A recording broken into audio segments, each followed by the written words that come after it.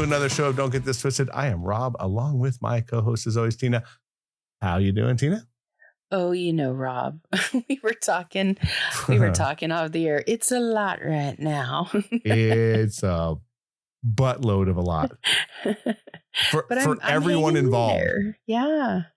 Everyone involved. And look, I don't want to say that it's all bad, but I wouldn't say it's all good either. Well, there's that. You know what I mean? Like everything's like a scale, right? You got to put a couple weights on both sides. Oh, man. There's going to be good and there's going to be shit. Life is still not bad, but yeah, it's a lot sometimes. Mm-hmm. Yeah. I'll just put it that way. We've talked about it on the show before. Like, you have your dad who's sick, and I haven't talked to you off air, but my dad's having some issues. So, yeah. So I get it. It's, it's a lot, and you have to kind of step back for a second and go, okay, let's see what's going on. Well, there's, it's not just my dad. There's several people in my life that are going through it that I'm very close to, and I'm their support. So it's been a little, it's hard being the strong one. I'll just put it that way. Sometimes It's a little bit too freaking much, even for me. Right. And I'm pretty good at taking the ball and running with shit. So I don't know. I'm just riding it by the seat of my pants. So, not to put even more, stress on you at all, but you are kind of I look at you kind of like the pinnacle, like I've seen you go through a lot. Yeah, because I've seen you go through a lot of shit, and you do handle it well, even though I have seen you lose my shit for a couple minutes personally, or just not lose your shit, just be emotional. And it's not very often. And I will give you that. It's really not. And you've seen me go emotional a couple of times where I generally do my best not to do that either. But yeah. And so I know that if you're going through shit, I'm like, yeah. If I'm even saying something, it's a lot. Exactly. And I think that when you say that's kind of the same with me, I kind of leave everything under wraps until I go, oh, I need to say something. It was really shitty was somebody saw me crying and they said, you got to stop. Like, I can't see this. And I'm like, you just got to give me a moment. And they walked away because they said the energy that I expel when I'm crying is extreme. Like it just, it breaks them. So I was like, really? You can't handle, this is a good thing when I cry because it is releasing the steam and it is like bringing down the rising emotions. So I thought it was pretty funny. Like now I'm like, crap, now I could even worry about who I cry around because somebody's going to have an issue. Right. I mean, I think that it is a great emotional release though. Like people don't understand that sometimes you have to let off that bomb and just let it go. We were talking about things that we were going to do a show about, and you came up with a really good one, and I'm not ready yet because I have to like put a list together. But we're going to talk about people who inspire us. Yes. And I think that it's actually a really good idea because once I have time to actually sit down and put a list together, it'll be much easier for me because I don't want to just make it about one person, which would be easy. Yeah. And I wouldn't even say inspire. I've had key people in my life that have really gone the distance for me and still do. Like it's been a lifelong, I've had a lifelong journey with these people. And I think that sometimes it's good to point out, how you've grown or changed or evolved because of having that person in your life. So that's where I came up with this show. And there's so many people. So what started this was last week when we did an episode. I had told one of my uncles that I talked about him on the podcast because of the John Denver music playing in the back of his truck, and also sitting in the middle of he and my dad listening to K-Earth radio station, which used to be oldies and now it's our music. So I told him that because he listens from time to time, and I told him about that. So he listened to the episode, but it got me thinking that there's been some really good people in my life that have taught me about myself. They taught me about what loyalty and friendship and love and being a guardian, like what all these things are. And so I started to think about the people that I have in my life, because I don't have my mom anymore. She died 14 years ago. And one of the things that I had one of the things I questioned was who was going to teach me to grow old, because, your parents pretty much teach you everything, or at least you learn from them. And losing mom at 59 really kind of messed with my head. So anyway, I'm grateful that my mom and my dad put people in my life to kind of round me out, to make sure that, for one, these people that I'm going to talk about would never go against my mom and dad, because they loved my mom and dad to the extreme. And also too, because of their loyalty and what was right and what is wrong. And I admire them for always, helping co-parent me or be there for me, or just be someone in my life that I could go to if I couldn't go to my parents. And so that's what got me thinking about this podcast. So anyway, now that I said all that, we could talk about my uncle from the show last week. This man's been through a lot in his life. He went through Vietnam and all the trials and tribulations that go with that, just as my dad did. He and my dad were super close. I don't remember life without my uncle. And he was just the best. Like, he taught me things about, loyalty and friendship and what it's like to always be there for people that you love. He makes concessions. He takes time. He comes and visits us. And it's almost like my brother and I personally, when he's around, whatever plans we have, unless they're huge plans, we don't change, we don't worry about changing them. We go and we see our uncle and we spend time with him, and he takes precedence, because in our lives, he was always that person that was there and always made time for us. And it was just where we wanted to be. And I remember being 16 and 17 when I should want to be out with my friends, and, he would show up and I'd be like, nope, I'm staying home. Sorry guys. Family's here. Got to do what I got to do. But he just always had a really fun, and, no matter what's going on with your life, like, find the happy, find the joke or something that, he kind of taught me how to keep life from getting too serious, and he was just somebody that I always liked being around. And my brother too. My brother to this day, like, he's the guy that we'll sit with and talk to. And even during Dad's surgery, he came out here. He lives in another state. He came out here and he was with me the whole time. And I can't really say that anybody else was.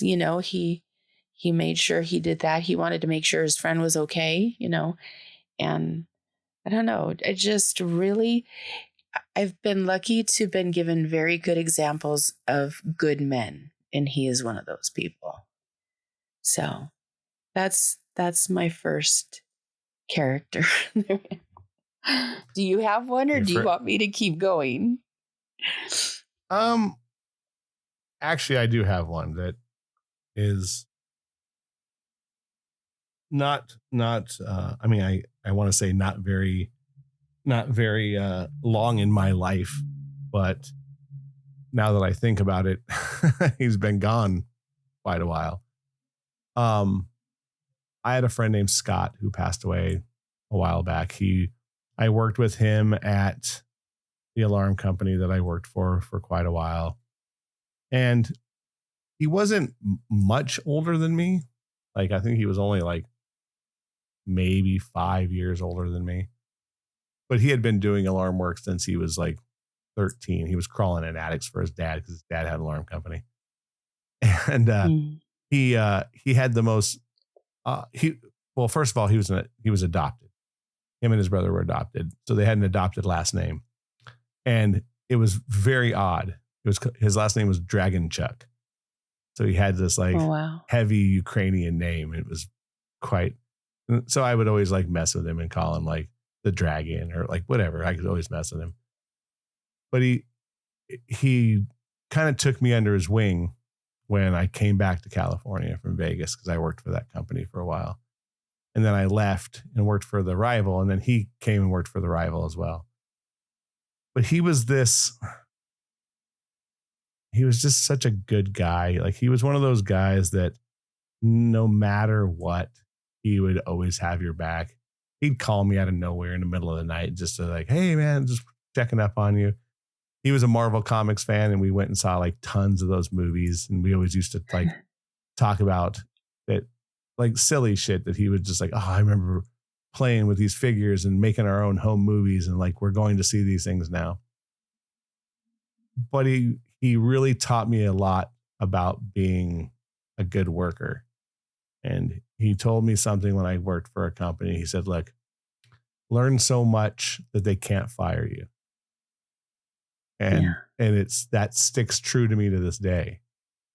Just that he's right. If you learn enough, and unfortunately he passed away. He got sick, and it kind of just, it really hit me hard when he passed away, because he was just such a cool guy. And I didn't think that he had that much influence on me until you kind of set back and go, oh yeah, like I was in Camarillo for 8 years and I knew him for that 8 years. And then, it was just really, it was one of those things where like he did make a big difference in my life. I wish he would have known. I did tell him certain things, but I don't think he ever like really knew. Kind of sucky. Yeah. But he was one of those that definitely made a huge difference to my life, mostly when I needed it. Because when I came back to California, I was still like, oh, like I was going through a lot, worried about raising a kid, everything. Life, all these things. Yeah, lots.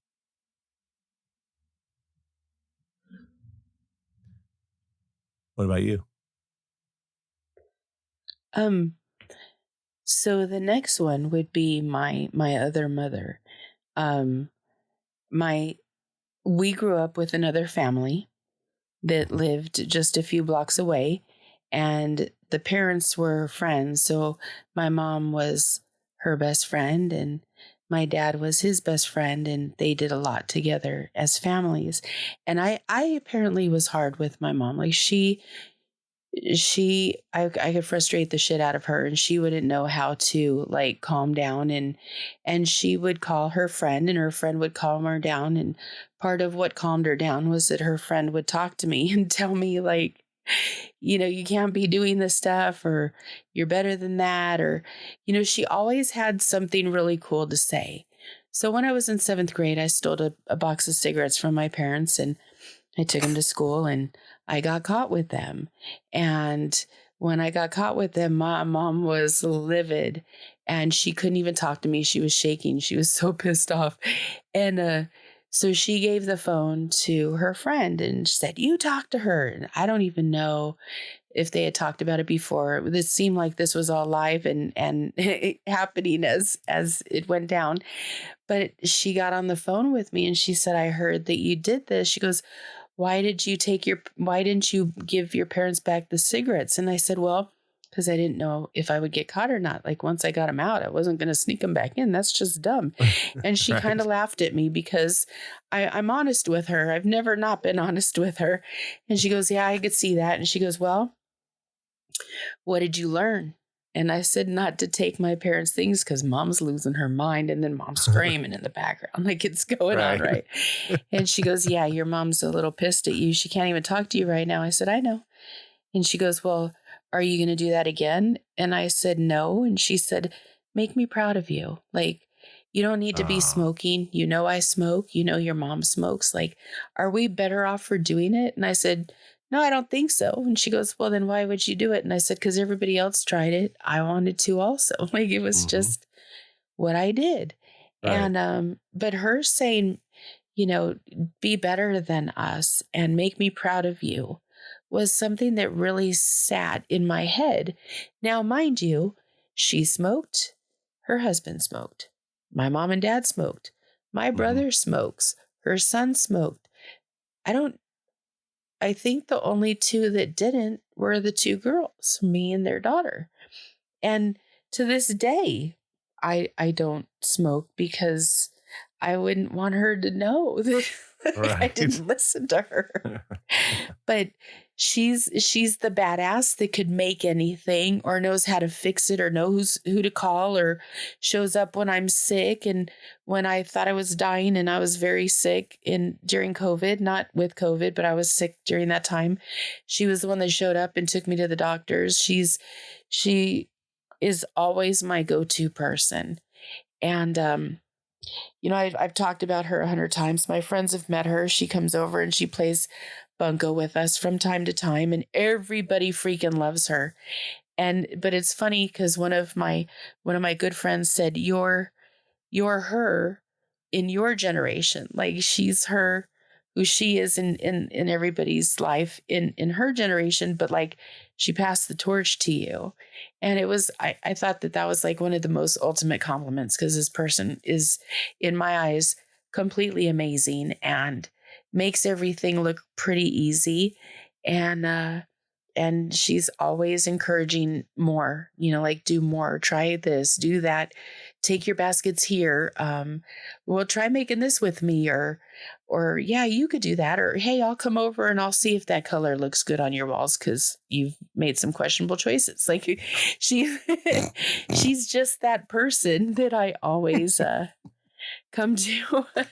That's pretty funny. And to this day, like I just adore her. I've been fortunate that even though my mom didn't last to be 60, that she left me with some really good people and a good second mom that has, boy, she's gone the distance for me without a doubt. So that's my next one. You know, I wrote some things down while we were starting this, and you know, you try to throw the easy ones in, right? Very easy to, like, oh, this one and this one, this one. This one is going to be it's going to be a dual thing because it kind of happened. It happened in high school, actually. I'm going to put you and Tam in kind of the same, which is Tam's a teacher that we had. Our favorite teacher. Yeah, our favorite teacher for a lot of different reasons. He had some disabilities that were visual. And it was, you know, the first time I saw him, I was like, wow. Like, and it's funny how easy he had like a warm voice. He just had this warm, you know, presence about him that you never saw it after that. Yeah. But that being said, we'll start with you because obviously the reason I can't shut up anymore is probably because of you. Followed by the him. Class. Yeah. But see, the only reason I got into that class was because of me. Because of you. So yes, we've told the story a million times on here. We had an art class together. I would doodle very, very obscene things all the time. Whether they were like people funny. Getting shot or naked people, just all kinds of things. I was a doodler. So I would always like to make fun. Although I would do my projects as well because I loved art class. So, but yes, I sat at the same table with Tina. I, at the time, was incredibly shy with people other than a very handful of friends that all lived in the same neighborhood together. So yeah, I just wasn't a big talker. You obviously brought that out, brought me out of my shell. We became good friends, where you also introduced me to other people in my life that also changed it, which is really good. Or, those type of things. Got me a girlfriend that at the time was out of control and a whole lot of fun. But then you got me into Love her. our class called Communicators, where I really learned to be a talker. You know what I mean? And learned so many life things that most people still don't know. You know, one of the biggest things, because I was very shy at the time, learning how to hug. And I know we talked about it on here before, but probably not in depth. And it was such a, we had to all hug each other. And to think about like doing that now would be probably absurd, and everyone would freak out. Now put some background to it. We were in high school when everybody's bodies are changing and girls don't want to touch and everybody's self-conscious and going through their drama. And then here it is, know how to hug, know why you do what you do, be not cautious, but be know where your body's going and what it's doing and how you react to certain people and what you're communicating with nonverbal communication by doing it the way you do. It was a very interesting class that we got to be a part of. To this day, I've learned like the side hug, which is like, or if someone puts their hands around your waist, then over your shoulders, and what those things are. And to be fair, this is what the best part about this class was. And I was just talking to somebody about it the other day, where that class, it didn't matter if you were popular or not, because there were people. I sat right next to a cheerleader, and I mean, a popular cheerleader that and one of the guys friend. that I used to, one of the guys that I used to sit with never went to class. He was a little bit of a partier and liked to ditch and was running with the wrong boys, and they put him in the class with me because I would get him to go to class.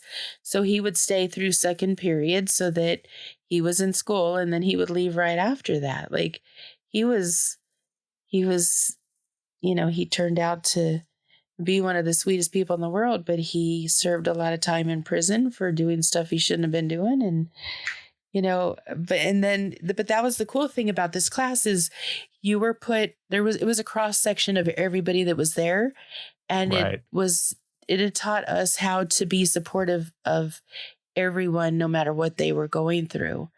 And so we were lucky that we had such a variety of people that we could be friends and build gaps, build bridges from gaps that were going on in the school that really needed our attention. And I think for me, it made me so much more confident. What about you? I think so too. I think it also made me just realize that there are like good people over and above what societally school was, right? The hierarchy. Yeah. Because like the one girl that I'm talking about, like what you would think like, oh, we all talked in this class, and then you'd walk outside the classroom and people would just disappear into their own shit. But if I was walking through school, she would say hi to me.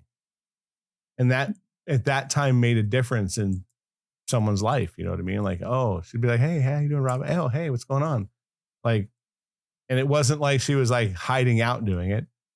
It was just a normal thing. So I think that's why that class meant so much to me, more than I probably thought at the time, because you don't realize it until, you kind of retrospect, you go, oh shit, that was like probably eye-opening for me on a lot of levels. Like standing up and having to tell who you are in front of a crowd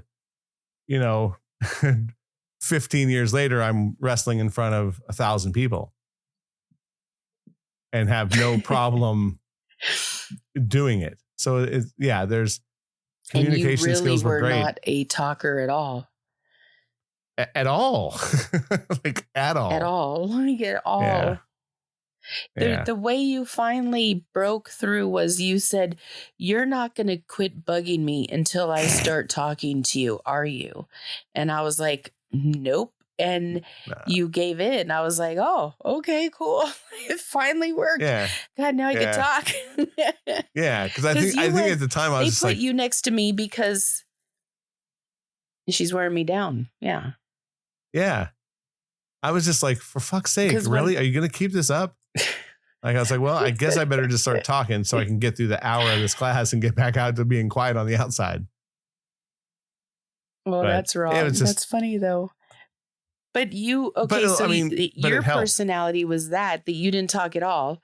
And then mine was when I remember coming home from school for the very first time with my report card, and I gave it to my mom and dad, and my dad said, "I knew I was in trouble with you when it said, I had straight A's and straight however they did it back then. I believe it was A's." Okay.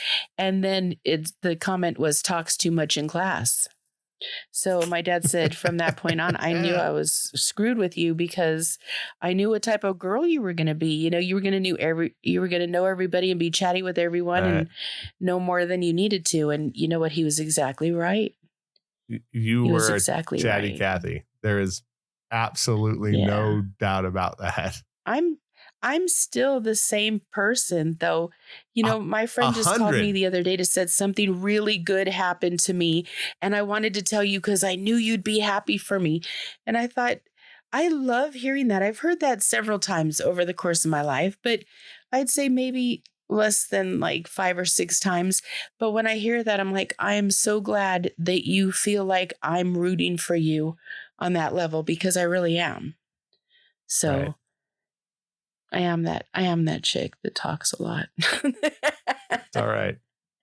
I mean, I'm glad now, though. It's because that class and you probably have helped me more socially, on a level that you don't think about. Because after high school, I got into a customer service job where I had to talk to people. Could you imagine if you were like how you were in high school? Fuck no. I would have failed. Able to do it. Yeah. I mean, I would have been able to do it long run, but not short term. By the time I got to that job, I was like, I would just, vomit shit out of my mouth. So like, yeah, it was much easier to walk into a job where like literally service windows where people would walk up all day long and talk to you. So it just became, it's second nature now. Like I have no problem. I can talk in front of crowds. I have no problem doing any of that stuff. So not at all. It's a good thing. Not at all. What about you? Yeah. Keep going. Let's keep this rolling. Oh, so, I thought about this one and I didn't know if I wanted to say it, but I do want to say it because my ex, I lunch, dinner, whatever you'd want to call it. I just had it with him today. And after we went out, we were on the way back to the houses. We went to his and we went back to my work, and then I came home by myself. That's why it sounds so weird. But anyway, so I met him when I was like 28, 29.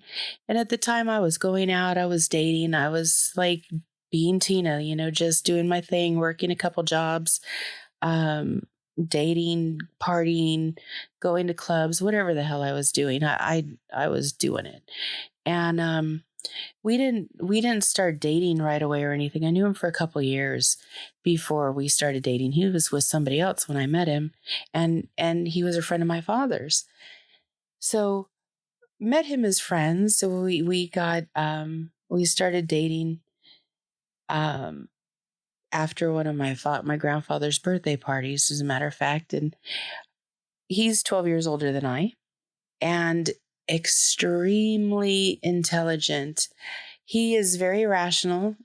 He does not live in the world of of a lot of emotion or feelings, because he's a solid guy, and I'm completely the opposite. Like, everything is I'm run by my emotions and feelings and things that I'm experiencing, not necessarily could see or that science could prove.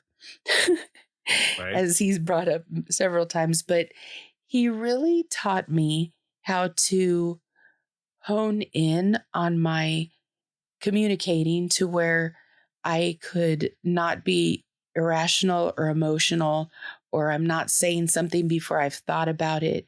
He taught me a lot of things that really dialed me in, and he was very patient with me. He was very loving in his own way, and we always had I always said our conversations were never just random. He was always talking about something. Like, I could tell you why a pothole gets bigger, or I could tell you um, why the stars are the way they are. Like, or we had a conversation about his favorite beer guy. Oh gosh, I'm drawing a blank on the name. But I had a history lesson about this guy that the beer is branded after. Oh my gosh, why am I drawing a blank? Samuel Adams. Yeah. He just knew everything. We were always pulling out a big dictionary that he had to look up a word to see exactly what the root was, where it came from, what the definition was, how to use it in a sentence. Like, we could completely nerd out. And there's a very big part of me that likes to know things and nerd out and talk about it. And uh, he was monumental in me just learning things after being out of school. Brilliant mind. Also very patient.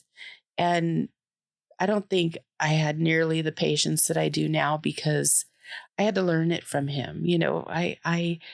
I don't know how he put up with me being 12 years older, because I was definitely rough around the edges and I did not listen. I did my own thing, and he put up with me being who I am.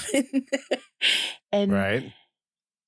he was always very gracious and kind, and he would pause before he'd give an answer so that he was giving the best of answers. And again, more communicating. He just taught me how to be a better communicator and a better person, and also how to forgive, because we both had to forgive each other for our parts of our relationship that we didn't do correctly or we didn't make happen right. And still be, we're still very who we are with each other. We could talk about things, we balance each other out. We tell people things that not or we tell each other things that not every person would get unless they lived with us. And I've learned that there is value in not blowing up your situation with somebody that you once cared for when you can't do that anymore. So I'm grateful for all the lessons he's taught me. He's probably taught me some of the most, and also got to learn how to love past divorce, which I didn't know that was possible. I didn't know how to do it, and we did it. He taught me and I taught him, I guess, because we had to do it together. So I'm grateful for him. Very grateful. It's funny And it's back at you. you think like that, it is incredible where you can walk away from something and It's devastating. but everyone is okay. And Yeah. there's still positives that came out of something that was very, very, not in your case, but people's case, toxic. Yeah. I just told somebody that the other day, that the reason she'll be okay is because you have to. Absolutely. I'm glad we wrote these down, or I did while we were talking. The next one is also kind of a dual thing, but my best friend who lived next door. So basically my apartment, there was an alley to park, and then his house was right there. I met him when we were both in 6th grade. So I've known him over 40 years. Him and his family, you know, he had a younger sister and a younger brother that are now very old. And I still talk to his sister every blue moon. And his mom, where at a time where obviously I was raised by a single dad. I did see my mom, but I was always over at his house, like 24/7. Like whenever I could be, I was there. It was literally like having a second mom. Like she didn't let me get away with shit. By the time we were friends a year, I didn't get like, your friend is here anymore. It was like, I'd walk in the door and she'd be like, oh, hey, hi, Mijo, you're here. Like I could walk in and pick up a plate. It wasn't like, but the flip side is I was expected to be like the son. Like I didn't have the plausible deniability to get out of shit. If my buddy got in trouble, she'd literally look at me and go, why'd you let him do it? You knew better. Yeah. I'm dead serious. I was like, wow, yeah, you're right. Mm-hmm. So it was nice to have a second family. And it really even got better, obviously, as me and my friend got to be better friends, where, from 6th grade, and he left when he was 22 to move. They bought a house somewhere else. And obviously our friendship continued. But I ended up going to his wedding about, I want to say it was 7 years now, maybe 8. And I remember walking up, and obviously his mom was there, and I was the best man. And the first thing I walked up and I was like, oh, how you doing, Mom? Like literally said that because that's what she was. My second mom. It was at a time when I kind of needed that. And of course, obviously my friend, where, I've talked about him on here before, that we have a very different kind of friendship where we have talked personal stuff, but a lot of our stuff is based on how we were growing up, wrestling and comics and this and that. And when we need to, we'll talk serious, but it's very rare, and it's a very fun thing to like still be close and not have to lean on like that kind of stuff all the time. But when it's needed, it is like when his dad passed away, we talked, and when my mom passed away, we talked. So there is that thing, but it is nice to have a friend that you can just kind of sit back and go, oh yeah, like I don't have to dump all my shit on all the time. I can come over here, we can have a couple of drinks, we can talk about wrestling and have a good time. So those are the things like that, it's irreplaceable to have a friend for 40 years. When I tell people that, they almost don't know what to do. It's like, oh, 40 years. I'm like, yeah, it's like, I cool. hope my son, because he has a friend that he met in 4th grade. And I said, whatever you do, don't let that get away.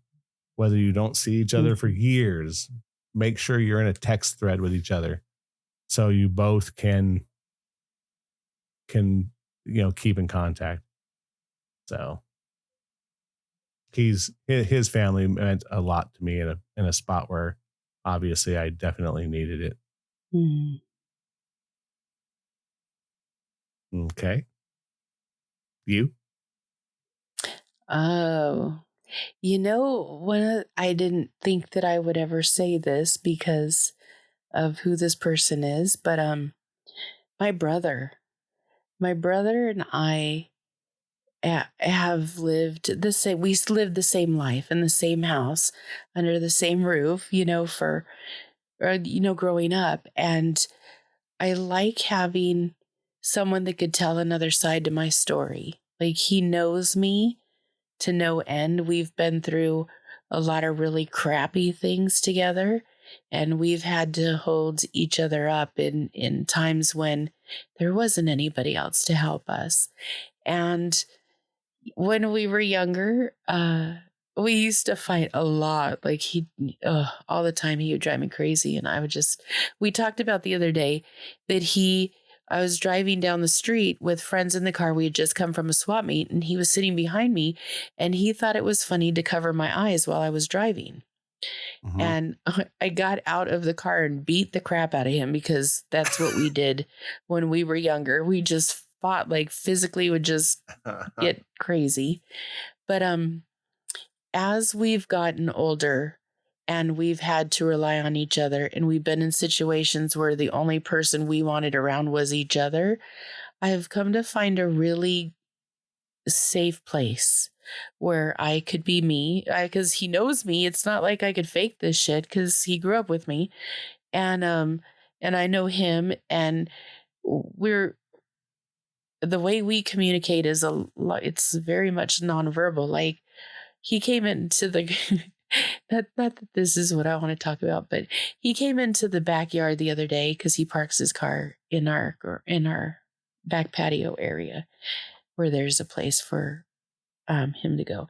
Anyway, he parks his car in there, and I'm in the pool, and I say, "Oh, hey Theo, what's up?" Oh, you gotta blow that. Anyway, I looked at him, and he put both of his fingers in the air and then walked away. Like, that was the way that and I knew I was with friends, and knew that he didn't mean it or whatever, but that's just kind of where we're at with each other. Like, it doesn't matter.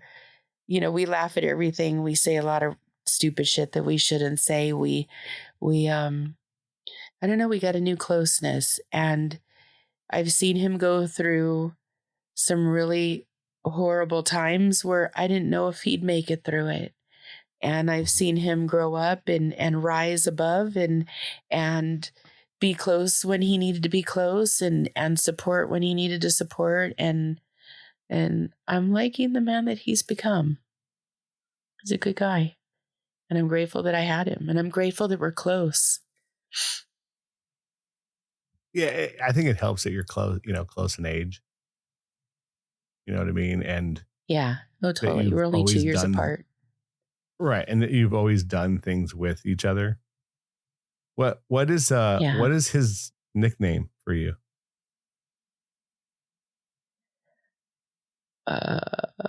Tuna or Boom Bub or Tuna. That's what I remember. I don't know that he doesn't have many. Tuna. Well, yeah, because the boy that I was dating at the time had really nice handwriting. Uh-huh. I'm sorry, you said the first time you ever heard that? I lost my shit. Like, I didn't see it coming. You know what I mean? Like, I was just like, and I think I remember like stepping back going, he didn't say that, did he? Like, yeah, really? He did. Yeah. Well, okay. So here's the backstory. A boy that I was dating at the time had very good handwriting, and he wrote my name on something. I don't remember if it was an eraser or an envelope, or he wrote it on something. But the way he did it, it looked like he was writing Tuna instead of Tina. Easy to confuse. Well, my brother saw that, and that was it. He's called me Tuna ever since, and now it's kind of morphed into Tune. He goes, "Hey, Tune, how's it going?" Like, he doesn't finish with the A, it's just Tune. So yeah, he's right. But we have been through so many things that now nothing kind of shocks us about the other one. And during his divorce, he told me stuff that he didn't want anybody else to know, and when I got divorced, I did the same. And we were raised the same. My mom used to say, "You keep your shit in your house. You don't take it out. You don't let anybody else hear it. You keep it in house," and my brother and I have learned to be like that with each other, and we will defend each other fiercely when need be. And I'm grateful for him. I think my next one is quite easy for most people, but my dad would be, I think, just the best one for me long run. Obviously, I was raised by a single dad after the age of 13. So I went and moved in with my dad at 13. So at 6th grade, I met my best friend that was around the corner, and now I lived with my dad. And you don't realize a lot of things until way later in life, which is a good thing and a bad thing. Once I became a single dad, though, I started to realize that he had way more influence on who I was as a man than I ever thought, because I Yeah. started to become my dad because I wanted to raise my son to be okay. So, and to be strong. And there's been several times where, I had to sit down with my father and went, I'm sorry for all the shit that I did, you know, even though I didn't do a lot, but I did put him through a little bit of stuff here and there. And for me, I think it was a lot then for him, because obviously he took in me and my older brother, and my older brother had his own little issues at home.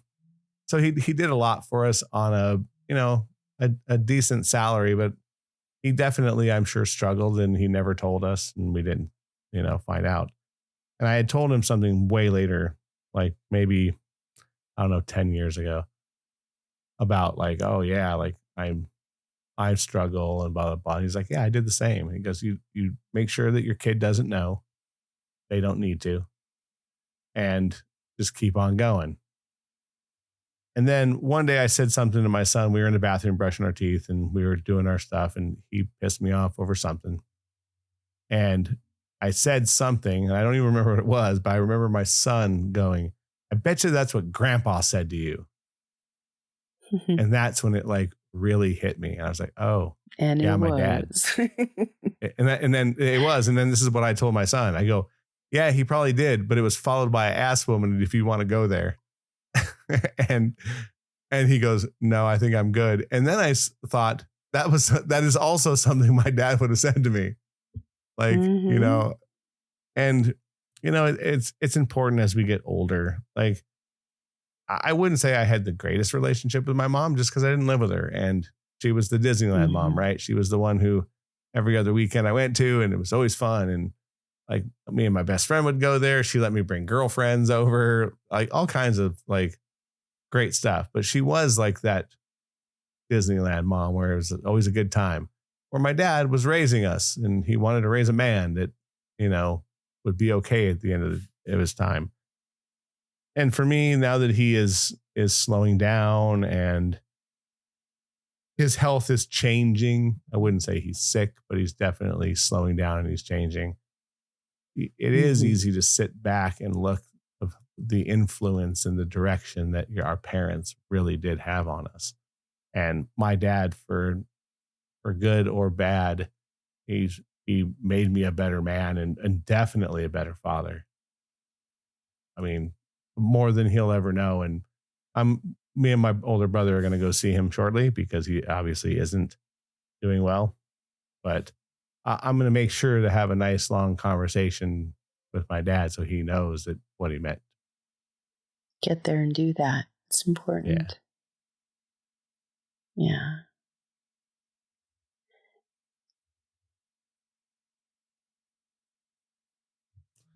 But yeah, it's good. That's great. I don't know. I I struggle with even wanting to say anything just because of the situation and how it is now. But I would say someone else that had a lot of influence in my life would be my daughter. Um Obviously I didn't have kids of my own. Didn't know that at the time when she came into my life, but if I didn't have her, I would not have learned what it was like to be a mom and all the wonderful things that there are that come with that, but also all the crappy things that come with that too, because it's not an all or nothing sort of situation that you would have with a child. But I definitely learned how to love and how to protect and how to um like root for somebody that was that was not ever going to do things perfectly or be perfect, but just the feeling of love for her, and that perfectness in the love was amazing. And watching her grow and being responsible, and like I had to be responsible for a kid, and I wasn't even all that great at being responsible for myself at the time. And Right. I just had some really cool um memories of trying to get her to eat different foods. So we'd make a game out of it. Let's try something we've never eaten before. And she was always down for something like that. I taught her how to drive down the 10 freeway going back and forth to El Paso. Just drive the car. Just get used to driving the car. That was, I don't know. I looked at her when she was going through that, and I thought, my God, you're amazing that you're doing this, and just, I remember just being so proud of her for even trying.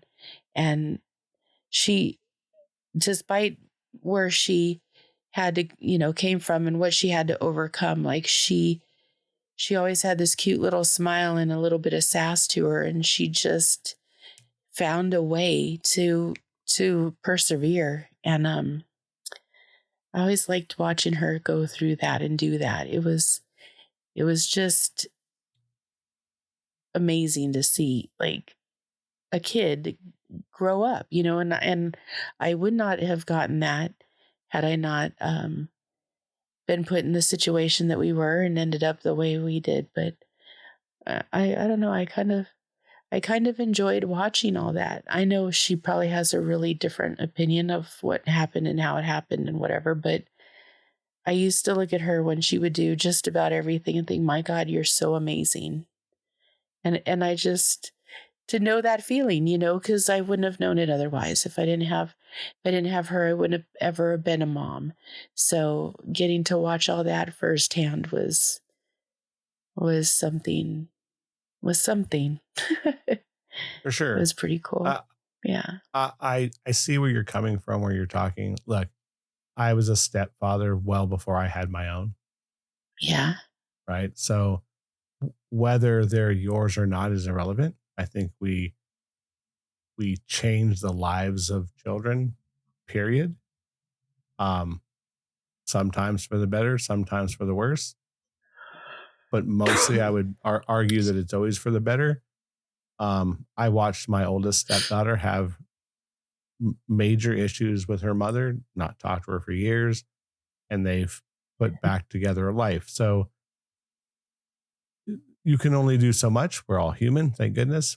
But I would definitely agree that watching your daughters or your son help you grow as a person, they're an inspiration no matter what. Like that's one that's so I totally get where you're coming from, but I know that you have had your issues and that you are missing out on life.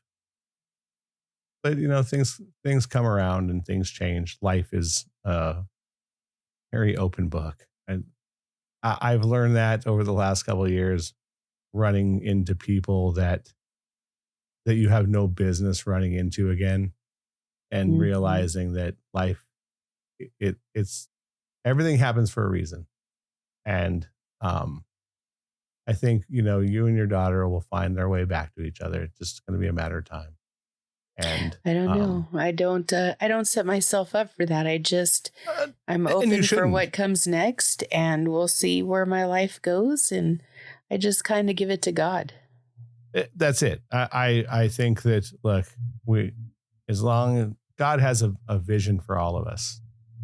Mm-hmm. And when you look at life the way it is, at least these days, how I'm looking at it, so many things that should not have happened or are coming back around or whatever. I'm just kind of putting it in the hands of God and going, okay, but push me in the right direction. And and you know what? That's where we're supposed to be. But I it's nice that your child has changed who you are. Oh, for sure. I don't know And how they that's the wouldn't most be able important. to. And vice versa. I guarantee Yeah. you that there's no way that any of our children can look in the mirror and not think, they changed this, or they set me in the right direction. It's important. At least for Or me. they don't. I'm glad. Or they don't. You know what I mean? Like, kids are going to think whatever it is that they're going to think. And you being the parents just got to be like, well, maybe one day it'll be different, or maybe it won't. Maybe it won't be different at all. Who knows? I just, Right. what can you do? There's so many things in life that if I could change, I would. But then there's a lot of 100%. things. There's a lot of things in life where there's no freaking way I'd give up what I learned to not have it, or to do something different. Like, Yes. I will definitely say that even the things that weren't perfect were always done with the best that I could do at the time I did, and that's just how I keep it. And I could sleep okay. That's all that matters. Yeah. We're getting to the end of this. Any last words? Oh, I made it. So I made a list of the people that were influential, and then like the very, very top ones. And then I made like another list that's so freaking different, but still, I've had a lot of very inspirational people in my life, and I've had a lot of life lessons in my life, and I could have done this by myself a couple of times. There's so many people that have really changed the way I am. Right. I mean, obviously, I think these are things that we'll continue to revisit. Oh yeah. There's just, there's exactly. We have many hours to do this, but doing them all in one it'd be a 3-hour show. Yes. The only thing that I will tell people from this is let people inspire you. Mm-hmm. Whatever that means to you. I think what I've learned from doing this is it's okay to be open to letting people in, because they do change your life. Absolutely. And we will end it on that. Perfect. There you go. Hey, check us out on all the social medias, the Facebook, Instagram, X, all that fun stuff. Also, you can listen to us on Apple, Spotify are the biggest ones, but pretty much anywhere you can hear podcasts.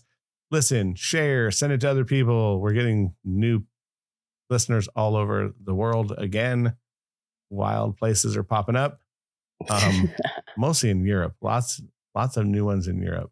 Very cool. And again, we have someone in Ireland that listens every single week, like clockwork. Like, it's every time I wake up on a Wednesday, it's already done. So they're downloading. Thank you, so Ireland. Awesome. And again, you can go to wherever you listen to it, and you can subscribe. So will send it to you automatically. And it's an opinion show. Don't get it twisted. Keep coming back every Wednesday. I'm Rob. That's Tina, and we'll see you in a week. Later. See ya.